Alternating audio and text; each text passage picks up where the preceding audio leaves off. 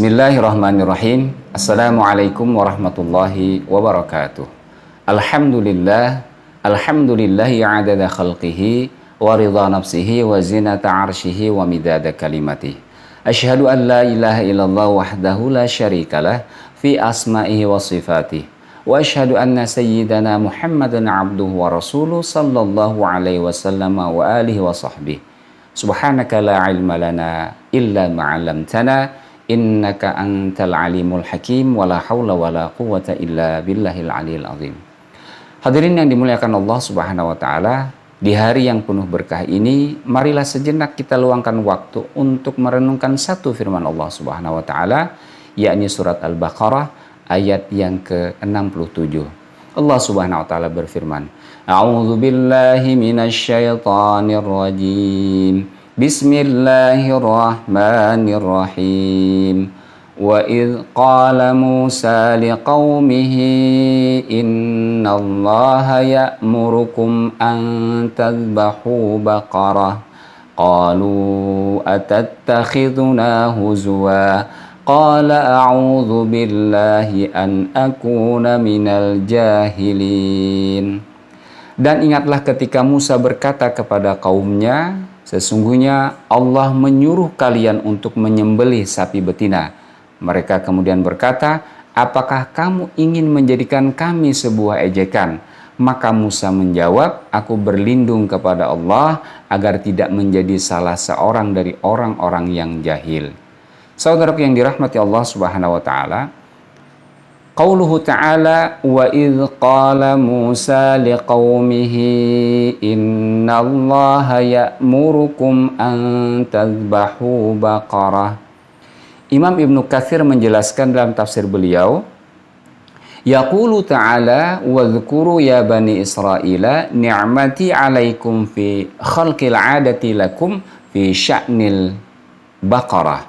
Allah Subhanahu wa taala berfirman, ingatlah oleh kalian wahai Bani Israel akan nikmatku ketika kalian mendapatkan kejadian yang luar biasa, yakni penyembelihan seekor sapi betina, wa bayanil qatili man huwa bisababiha wa ihya'illahil maqtula wa nassihi ala man qatalahu minhum. Kemudian ada penjelasan si pembunuh dengan sebab itu. Kemudian Allah Subhanahu wa taala menghidupkan kembali orang yang terbunuh sehingga dapat ditanya siapa pembunuhnya. Imam Muhammad Ali As-Sabuni di dalam tafsir beliau Saffatut Tafasir menjelaskan, Al-Kisah diriwayatkan oleh Ibnu Abi Hatim dan Ubaidah Al-Salmani.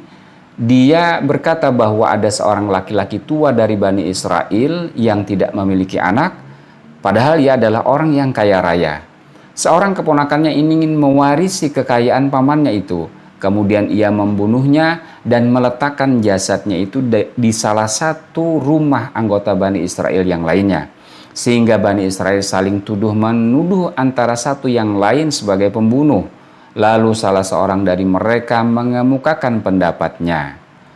Alama yaqtulu ba'duna ba'dan wa hadza Rasulullah fiikum.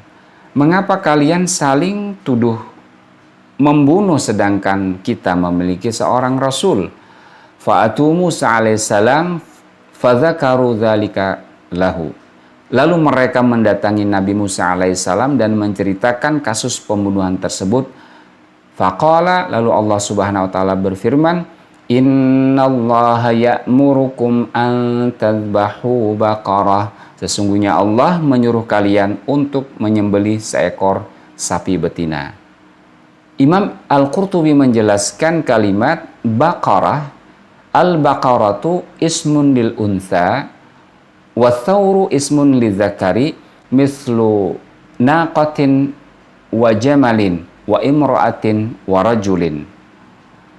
Firman Allah Subhanahu wa taala, Baqarah, Al-Baqarah adalah hewan berjenis betina, sedangkan untuk jenis jantannya dinamakan dengan banteng.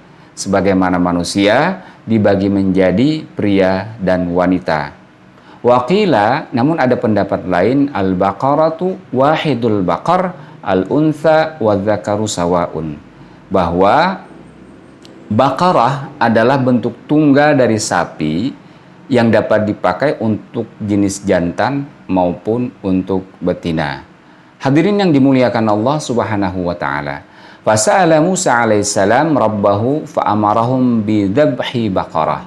Kemudian Musa meminta kepada Allah Subhanahu wa taala tentang pemecahannya, lalu Nabi Musa alaihissalam bertanya kepada Allah Subhanahu wa taala. Maka turunlah perintah untuk menyembelih seekor sapi. Falamma sami'u dzalika min Musa wa laysa fi dhahirihi jawabun amma sa'aluhu anhu wahtakamu fihi 'indahu qalu atattakhidhuna huzwa. Maka ketika kaumnya mendengar perintah tersebut dari Nabi Musa alaihissalam dan kelihatannya tidak ada jawaban yang dapat memenuhi keinginan mereka, lalu mereka pun berkata, apakah engkau hendak menjadikan kami sebagai sebuah ejekan? Saudaraku yang dirahmati Allah Subhanahu wa taala, Imam Al-Qurtubi menjelaskan bahwa qauluhu ta'ala qalu atattakhidhuna huzwa hadza jawabun minhum li Musa alaihissalam lama qala lahum innallaha ya'murukum an tadhbahu baqarah. Firman Allah Subhanahu wa taala, mereka berkata, apakah engkau wahai Musa hendak menjadikan kami sebagai ejekan? Kalimat ini adalah sebagai jawaban mereka kepada Nabi Musa alaihissalam ketika beliau menanyakan kepada mereka firman Allah, sesungguhnya Allah menyuruh kalian menyembelih seekor sapi betina. Hadirin yang dimuliakan Allah Subhanahu wa taala, fa'ajabahu Musa alaihissalam biqaulihi a'udzu billahi an akuna minal jahilin. Lalu Nabi Musa alaihissalam menjawab, aku berlindung kepada Allah agar tidak menjadi salah seorang dari orang-orang yang jahil, orang-orang yang bodoh. Bahwa jawaban dari orang-orang Yahudi ketika mereka mendapatkan jawaban dari Allah Subhanahu wa taala adalah merupakan penentangan dan suatu bentuk kebodohan. Annal khuruja an jawabi sa'ilil tarsyidi ilal huz'i jahlun, karena sesungguhnya keluar atau membelokkan jawaban dari pertanyaan seseorang yang meminta petunjuk adalah sebuah kebodohan. Fasta'adhu minhu alaihissalam li'annaha sifatun tantafi anil anbiya. Lalu Nabi Musa alaihissalam meminta perlindungan dari Allah Subhanahu wa taala sebab sifat kejahilan itu tidak mungkin dapat diletakkan kepada seorang nabi. Fal jahlu naqidul ilmi. Imam Al-Qurtubi menjelaskan jahil itu adalah ketiadaan ilmu. Fasta'adha minal jahli kama jahilu fi qaulihim atattakhidhuna huzwa. Oleh sebab itu kita berlindung kepada Allah Subhanahu wa taala dari sifat jahil tersebut, sebagaimana kejahilan yang tampak pada Bani Israel ketika mereka mengatakan, apakah engkau menjadikan kami ini sebagai ejekan? Hadirin yang dimuliakan Allah Subhanahu wa taala, terkait dengan perkataan orang Yahudi yang menganggap mereka dijadikan ejekan oleh Nabi Musa alaihissalam, jika umat Muhammad sallallahu alaihi wasallam melakukan hal yang demikian, akibatnya fatal sebagaimana menurut Imam Al-Qurtubi. Walau qala dzalikal qauma ahadun an ba'di aqwalin Nabi sallallahu alaihi wasallam la wajaba takfiruhu. Kalau saja salah satu dari umat Muhammad sallallahu alaihi wasallam ini mengatakan seperti apa yang mereka katakan, yakni Bani Israel, maka ia sudah cukup dianggap sebagai kafir. Na'udzubillah, tsumma na'udzubillah. Ala nahwi ma qala al-qailu lin Nabi sallallahu alaihi wasallam fi qismati ghanaim Hunain, i'dil ya Muhammad. Seperti seorang yang mengatakan kepada Nabi Muhammad sallallahu alaihi wasallam ketika beliau membagikan harta rampasan setelah usainya perang Hunain, jika ada seorang yang mengatakan, berbuat adillah wahai Muhammad, wa fi hadza kullihi adallu dalilin ala kubhil jahli wa annahu mufsidun lid-din. Semua ini menjadikan dalil yang paling kuat untuk keburukan sebuah kejahilan, karena kejahilan itu pasti akan merusak agama. Hadirin yang dimuliakan Allah Subhanahu wa taala, fil ayati dalilun ala man'il istihza'i bidinillahi wa dinil muslimina wa man yajibu ta'zimuhu. Dalam ayat ini ada sebuah dalil, ada sebuah argumentasi pelarangan untuk mengolok-olok agama Allah Subhanahu wa taala dan agama kaum muslimin serta orang-orang yang seharusnya diagungkan.